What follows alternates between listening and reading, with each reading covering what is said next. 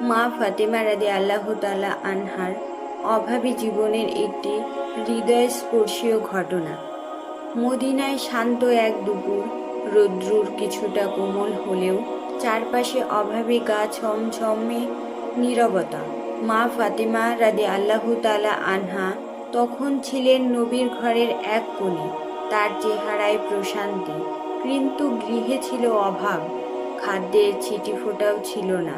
তার স্বামী হযরত আলী রাদিয়াল্লাহু তাআলা আনহা ঘরে ফিরে এলেন ক্ষুধার্ত, ক্লান্ত হয়ে।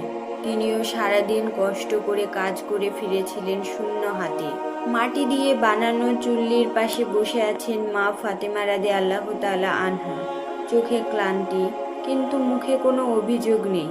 পাশে ছোট্ট হাসান ও হোসাইন রাদিয়াল্লাহু তাআলা আনহা খেলা করছে, তবুও মাঝে মাঝে পেটের ক্ষুধায় কান্না করে উঠছে।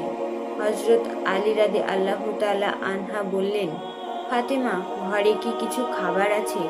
মা ফাতেমা চোখ নামিয়ে হযরত আলী রাদিয়াল্লাহু তাআলা আনহাকে বললেন, গতকাল যা ছিল সেটুকু হাসান এবং হোসাইনকে দিয়ে এখন আর কোনো খাবারই নেই আমাদের ঘরে।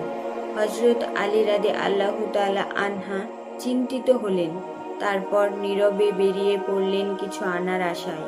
ঠিক তখনই দরজায় শব্দ হলো।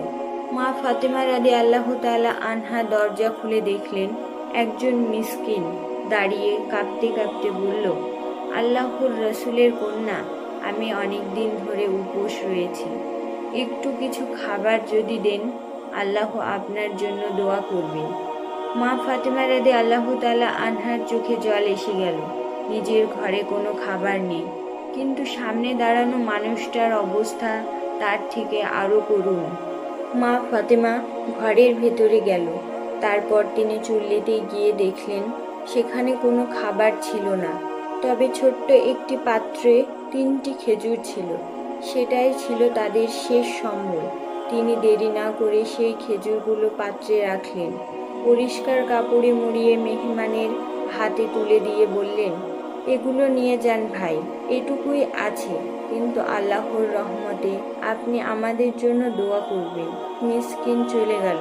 মা ফাতেমা দরজা বন্ধ করে হাসান ও হোসাইন রাদিয়াল্লাহু তাআলা আনহাকে নিয়ে বসে পড়লেন। তিনি জানতেন আল্লাহ দেখছেন। তৎক্ষণাৎ কিছুক্ষণ পর দরজায় আবার শব্দ। এবার হযরত আলী এলেন, কিন্তু এবার তার হাতে ছিল একটি খাবারের ব্যাগ ও কিছু খেজুর। হযরত আলী রাদিয়াল্লাহু তাআলা আনহা বললেন, ফাতেমা, আমি পথে একজন লোককে সাহায্য করেছিলাম, সে আমাকে এই খাবার দিল। তখন ফাতেমা রাদিয়াল্লাহু তাআলা আনহা বললেন, আপনি একজন মিসকিনকে সাহায্য করেছেন বলে আল্লাহ আপনার ঘরে বরকত পাঠিয়েছে। হযরত হাসান ও হোসাইন মা বাবার সঙ্গে বসে খাচ্ছেন। ঘরের ভেতরে এখনো অভাব, কিন্তু সেই মুহূর্ত ছিল এক অপার তৃপ্তি ও আল্লাহর অদৃশ্য রহমত। খাবার শেষে মা ফাতেমা চুপচাপ আল্লাহর প্রতি কৃতজ্ঞতা জানালেন। মুখে একটুও ক্লান্তি নেই, কারণ তিনি জানতেন অভাব কখনো কাউকে ছোট করে না।